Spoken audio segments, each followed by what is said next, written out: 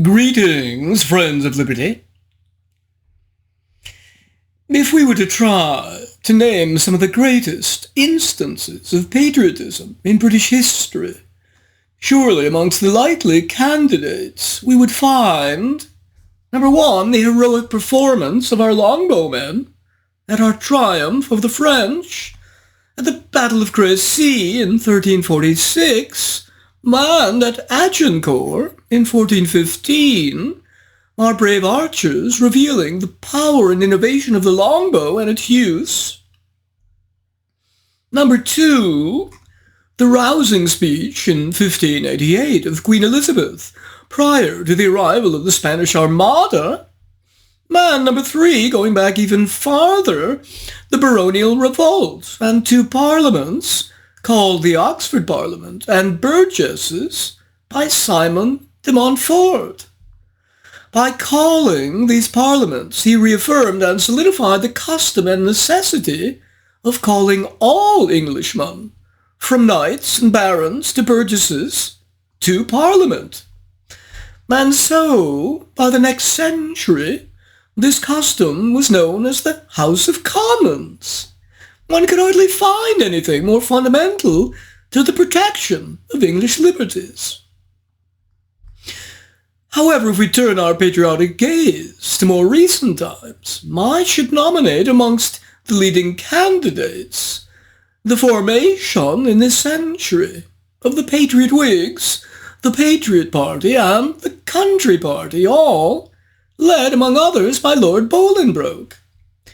These parties, which really represented a movement, stood for the same principles that Simon de Montfort had championed and given his life for.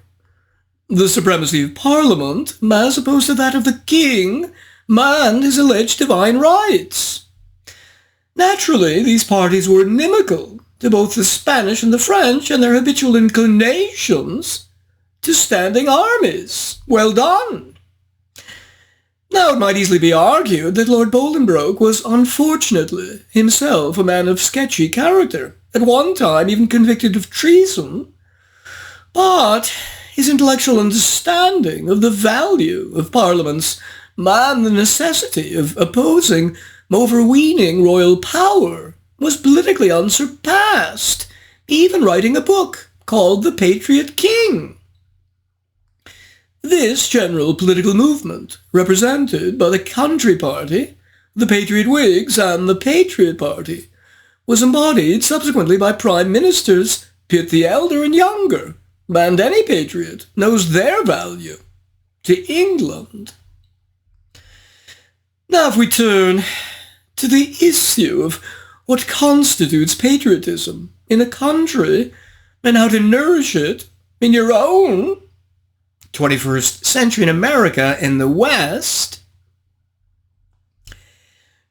we find today precisely such a focus in the arguments of the Israeli-American sociologist Amitai Etzioni and his book, Reclaiming Patriotism. Etzioni gives us, in this short 220-page book, a concise argument for how to nourish the development of patriotism. Let's examine it, then see how well it survives a critical stress test. He begins with a quotation by Charles de Gaulle. Patriotism is when love of your country comes first. Nationalism, when hate for people other than your own comes first. Now, that's not a bad definition, as definitions go, but as often happens with the French, it doesn't get to the heart of the matter. Nationalism, instead, as I've defined it in other videos, is the belief that you can further the interests of your nation by violating property rights, either of those people within or without your national borders. Patriotism, on the other hand, generally understands that the very purpose of a nation, the reason for its formation, is to protect property rights, not violate them. So, for example, if the Canadians took up arms to protect their country from an invasion by Donald Trump's America, that would be patriotic, and Trump's invasion nationalistic. Etzioni believes that democratic governments from the U.S. to Israel, from Hungary to Venezuela, from Turkey to Indonesia are in crisis, and his purpose, therefore, is to figure out how to revive them. He believes that more will be required than political actions such as changing the agendas of the parties or forming new parties or coalitions. One of the issues contributing to the problem, he believes, is increased polarization, with 77% of self-identified Republicans and Democrats married to or living with someone who identifies as a member of the same political party. And there's every reason to believe that this has changed over time, with 4 to 5% of Democrats and Republicans saying they would be upset if a member of their family married someone from the opposing party in 1960, but 33% of Democrats and 50% of Republicans now. So what then is the answer? He says partly in starting a social movement, such as those started on behalf of civil rights, gender equality, economic fairness, environmental protection, national liberation, and religious freedom. In other words, only a sweeping patriotic movement can bring about a wide-reaching democratic rebuilding, which would naturally involve some conflict, but which shouldn't be a problem because healthy relationships can't avoid conflict. And so the next and decisive question is, how, by what means, should increased patriotism among citizens be achieved? He believes that, at least in democracies, patriotism presumes a set of communal commitments, saying in addition that a citizen democracy can only work if most of its members believe it to be of vital importance that they participate in the ways they must to keep it functioning as a democracy. So according to him, they need to have a core set of shared values and bonds, which have unfortunately been weakening in democratic societies. Why have they been weakening? Allegedly under the impact of globalization, sluggish economic growth, polarization, concentration of power, and reaction to large-scale immigration. Given that he believes these to be the problem, he proposes fixing each of these issues by, as I mentioned before, creating a social movement to effect change on each of the issues, resulting in what he calls a shared moral understanding, or SMU. He thus says Betty Friedan provided such a moral dialogue about women's rights and status in her 1963 book, The Feminine Mystique. Rachel Carson provided such a brief for the environmental movement in her book Silent Spring, published in 1962. Ralph Nader did the same for the consumer protection drive in his book Unsafe at Any Speed, published in 1965. He believes that the great significance of SMUs is that they lead to voluntary change in behavior, well beyond changes in attitudes. So at this point, what I'm going to do is switch relatively early to a more critical analysis of his ideas. Number one, the first and most essential question to ask is, what makes a country and the people in it patriotic? And the answer, which I alluded to earlier, is actually very simple. When it's a free country, a country that protects their property rights, a country, as the Declaration of Independence proclaims, protects life, liberty, and the pursuit of happiness. The more any country does that, the more the citizens will love it because they will realize how good it is for them, and so the more patriotic they will be. But this is too simple for Etzioni. He never gets it, not in any consistent way. So he says, for example, the patriotic movement, as it sorts out what are the core values the nation is to share and dedicate itself to, must determine which economic system best serves those values. He doesn't know that it's capitalism, which has brilliantly succeeded in every country it's been tried to the degree it has. But not according to Amitai. He says the national community and its core values have been weakened as libertarian ideologies and narrowly based special interests have gained more power. The common good has been eroding. Doesn't he realize that the U.S. is less libertarian economically than it was for most of its history, with Central Reserve banking helping drive the nation to bankruptcy, and by its manipulation lowering interest rates so much that saving accounts offer little or no return anymore, with the result that everyone piles into the stock market? And with the unfunded liabilities of government Social Security, Medicare, and Medicaid reaching over $100 trillion, with drug wars and gun control laws making the nation more violent than it used to be when it was more libertarian, with rates of murder, for example, in 1900 being 20% of what they are today, with public education, or publicly funded, subsidized, and controlled private education, miseducating children and indoctrinating students in many destructive ideologies. Number two, So because he doesn't understand that the foundation for a happy, productive country that people will love is for the government to consistently protect property rights and nothing more, letting civil society and its institutions do the rest, he makes many mistakes. The whole book is filled with them. So, for example, regarding governmental corruption, he says the 62 senators who voted for the Keystone XL pipeline collectively received $31 million from fossil fuel companies, compared to the combined total of $2 million given to the 36 who voted against it.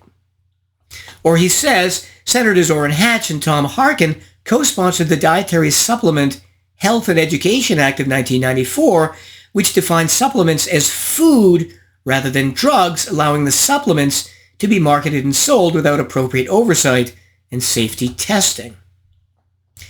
So what about these cases? Again, government corruption overwhelmingly occurs when a government doesn't protect property rights. So in the Soviet Union, or in today's Red China, where property rights are often legally very insecure or non-existent, there's enormous corruption because you have to pay officials to use your property or to prevent corrupt officials from taking it.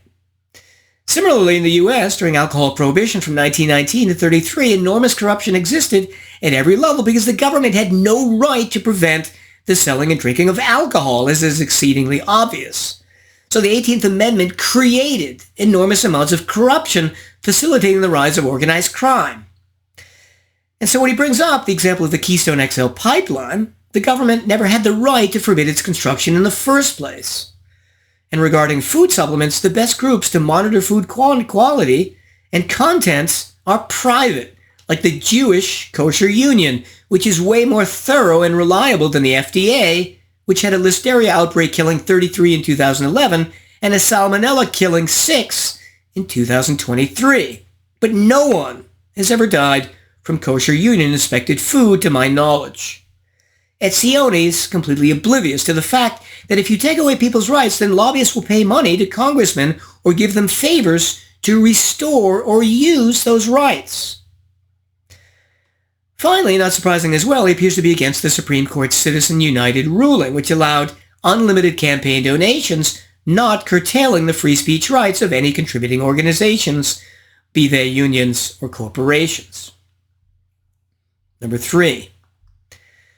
With immigration, the same understanding applies. Immigration into a free country that protects property rights like America, for the most part, used to be for the whole 19th century into 1924, works well.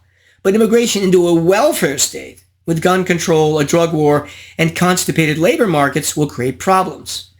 Exactly as is obviously happening in Europe, with immigrants, because of labor market overregulation, not being able to get jobs, or with immigrants coming to England, Germany, and Sweden, mainly to get the welfare benefits and free healthcare and schooling. And with a drug war, with some immigrants going underground and working as drug dealers. None of these problems, none of them arise in a free society. Government welfare, healthcare, and education, thank God, doesn't exist. The private sector does all these things better. On immigration, Etzioni's main focus is on assimilation. He's claiming that the ideal for incoming immigrants is diversity within unity, DWU. What is that? In education, he says, ideally all children should attend the same public schools to ensure the element of unity and reduce tribalism.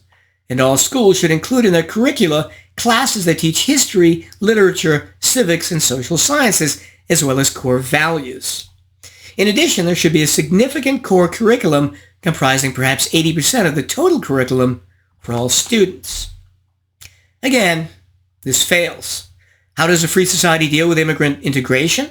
By focusing on the one essential mandatory element. Can you guess what that is? Immigrants need to respect property rights. Everything else is optional in a free society. That's what it means to be free.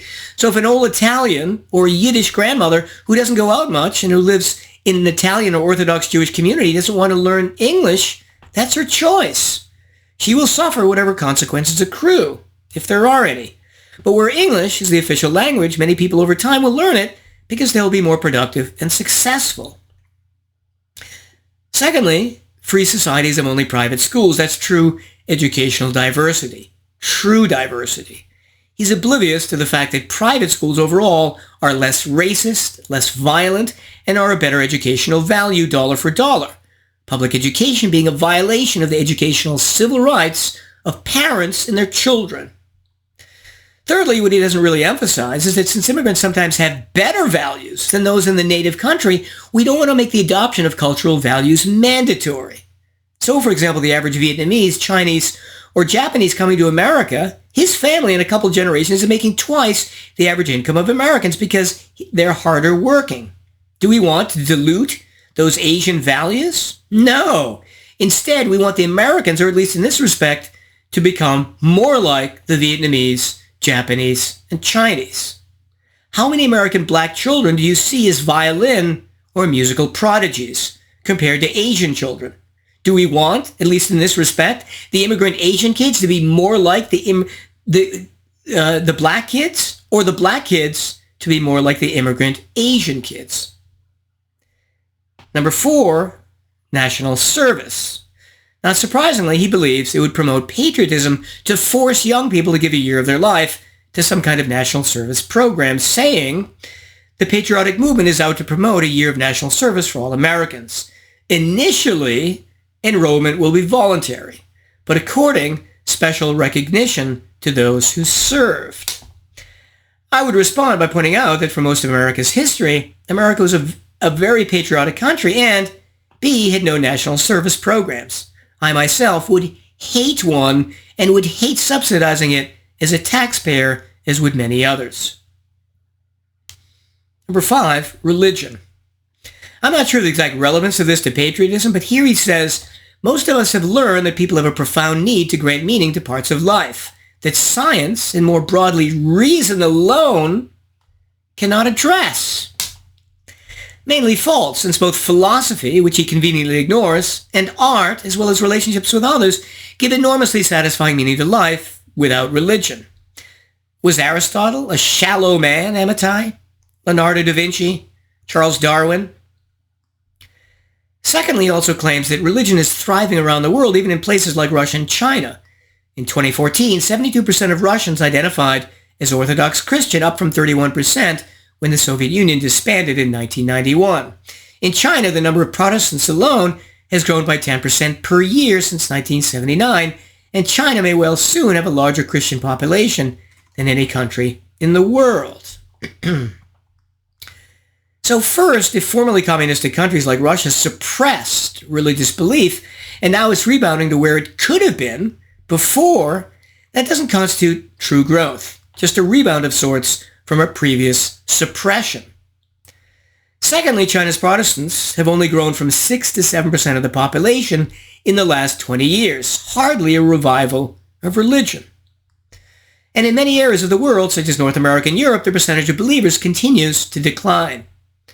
Finally, the picture in South America is nuanced. While Protestantism is on the rise, Catholicism is waning, and those who identify as religious, unaffiliated, or atheist is significantly growing. Number 6. Finally, sustainability and material consumption. Here again, whether he's right or wrong, in my view, we're getting a bit far afield from issues of pure patriotism. But on the consumer society and material consumption, he believes that ever higher income and material consumption do not provide for ever higher levels of contentment. This is an odd statement, since human beings have been increasing their standard of living since the dawn of civilization. Have they been misguided? Does he really dispute that virtually no one wants to go back to the Stone Ages or the Middle Ages, but wants to continue expanding human well-being and happiness? Next, he says it is far from clear whether a world in which billions of people each consume ever more is sustainable. Again, completely false. A few months ago, I reviewed Andrew McAfee's More from Less, which demonstrates precisely the opposite. Nowadays, we can hold a whole library in a single USB thumb drive, whereas before, it took up many rooms and used many trees. Google says one tree makes 62 books. How many trees does it take to make 10,000 Kindle books? 0. In conclusion, this book can be judged in 2 ways. First, by whether it exposes us to many commonly misguided beliefs about patriotism and more broadly civilizational economic progress than many academics like our sociologist hold, and secondly, by whether it actually shows us how to create patriotic countries. Etzioni fails on the latter, getting an overall C/C-. He's not a classical liberal, and it shows. Happy for my part that we English in 1793 understand better than almost any civilization has the close connection between personal and institutional liberty and patriotism. I bid you well, and remain the Scarlet Pimpernel.